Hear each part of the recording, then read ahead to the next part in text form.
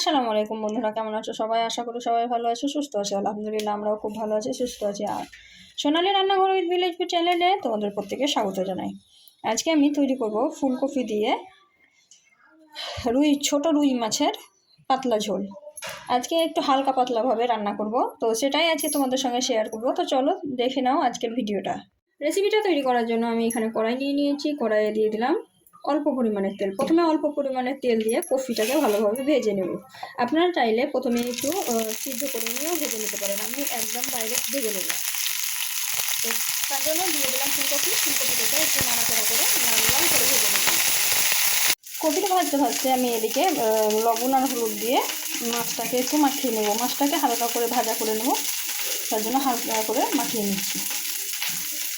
হালকা করে মাখিয়ে নিয়ে তারপরে আমি ভেজে নেব আর হালকা করে ভাজবো। তো একটুখানি লবণ হলুদ মাখিয়ে নিলাম। আর এদিকে কিন্তু আমার কপি ভাজাটা হয়ে গেছে। এখন আমি এটাকে তুলে নেব। কপি ভাজা হয়ে গেছে, এখন আমি একটু তেল দেব, কারণ মাছটা হালকা করে ভাজতে হবে। তার জন্য আমি তেলটা দিয়ে দিলাম। দিয়ে আমি মাছগুলো একে একে দিয়ে দেবো। মাছগুলোকে খুব কড়া করে ভাজবো না, হালকা করেই ভাজবো। তো মাছটা ভাজা হওয়ার পর আপনাদেরকে দেখাচ্ছি। মাছটা আমার ভাজা হয়ে গেছে। আমি খুব বেশি ভাজবো না বলেছিলাম, খুব বেশি ভাজিনি, অল্প করে ভেজে নিয়েছি, হালকা করে ভেজে নিয়েছি। দেখে বুঝতে পারছেন। এখন আমি মাছটাকে তুলে সাইডে রেখে দেবো। এই যে এখানে রেখে দিচ্ছি।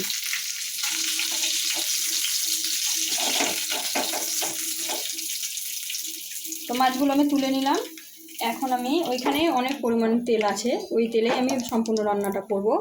তো প্রথমে আমি এখানে দিয়ে দিচ্ছি আদা আর জিরা বাটা। মানে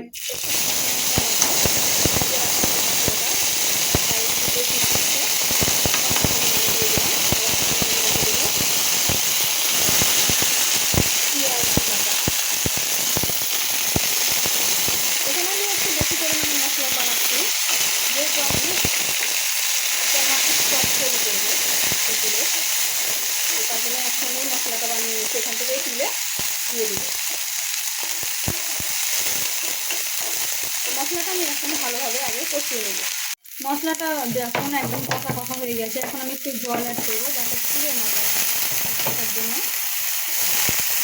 এখন আমি শুকনো মশলাগুলো অ্যাড করবো, কারণ এটা হালকা পাতলা করে রান্না করবো বলেছিলাম। তো বেশি কিছুই ব্যবহার করবো না, খুব বেশি মশলা ব্যবহার করবো না, আর খুব বেশি তেলও ব্যবহার করবো না, হালকা পাতলা করেই করবো। আর এখানে আমি একটু হলুদের পরিমাণটা বেশি দিলাম, যেহেতু এটা দুটো মাছের মশলা একসঙ্গে বানাচ্ছি আমি, তার জন্য একটু বেশি পরিমাণে দিচ্ছি। দিয়ে ভালোভাবে নাড়াচাড়া করে মিক্স করে নিলাম। এখন আমি এর মধ্যে দিয়ে হচ্ছে লঙ্কা গুঁড়ো। লঙ্কা অল্প পরিমাণে দিলাম, কারণ আমি টক মাছে কাঁচা লঙ্কা ব্যবহার করবো, তার জন্য অল্প পরিমাণে দিয়ে দিলাম। আর এদিকে আমি দিয়ে দিলাম ধনিয়া পাউডার। সব মশলা দিয়ে আমি ভালোভাবে কষিয়ে নেব।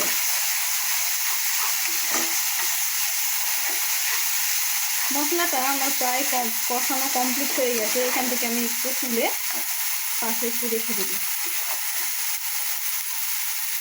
অল্প পরিমাণে তুলে নিলাম, বাকিটা রেখে দিলাম। আর এখন আমি এর মধ্যে দেবো কফি। কফিটা দিয়ে আবারও একটু নাড়াচাড়া করে মাখিয়ে নিচ্ছি। তো মাখানো হয়ে গেল, মশলাটা কষানো হয়ে গেছে ভালোভাবে। এখন আমি এর মধ্যে জল অ্যাড করে দেবো। একদম সিম্পলভাবে রান্না করবো। তো জলটা আমি অ্যাড করে দিলাম। দিয়ে জলটা ফোটা পর্যন্ত আমি অপেক্ষা করব।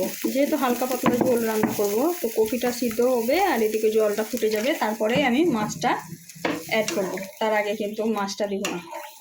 তো এই তো আমি দিয়ে দিলাম। এখন আমি ঢাকা দিয়ে দিব। ঢাকা দিয়ে জলটা ফুটে যাবে আর মাছটাও সিদ্ধ হয়ে যাবে, না ফুলকপিটা সিদ্ধ হয়ে যাবে।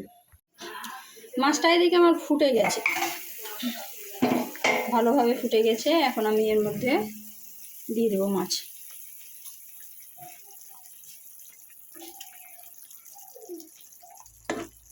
মাছটা দিয়ে দিলাম। এখন হালকা আঁচে ঢেকে ভালোভাবে রান্না করে নেব।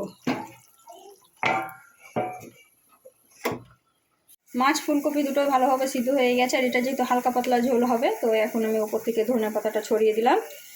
ছড়িয়ে একটু ফুটিয়েই নামিয়ে নেব। খুব বেশি ঝোল মরাবো না, একটু ঝোল ঝোল থাকবে। এই তো ধনিয়া পাতাটা দিয়ে দিলাম। এখন হালকা আঁচে একটু ঢাকা দিয়ে আবারও রেখে দেব। তো মাছটা একদম ধনে পাতা দিয়েছিলাম, দিয়ে ঢাকা দিয়ে দিয়েছিলাম হালকা আঁচে। দেখুন কালারটা দেখুন কত সুন্দর হচ্ছে।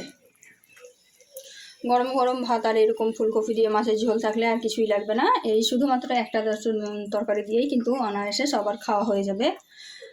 তা আজকের রেসিপিটা কিন্তু আমি খুব বেশি বড় করব না। আজকের রেসিপিটা এই পর্যন্ত। দেখা হবে এই ধরনেরই আরও নিত্য নতুন রেসিপি নিয়ে পরবর্তী ভিডিওতে। তো ততক্ষণ সবাই ভালো থাকবেন, সুস্থ থাকবেন, আর আমার জন্য দোয়া করবেন।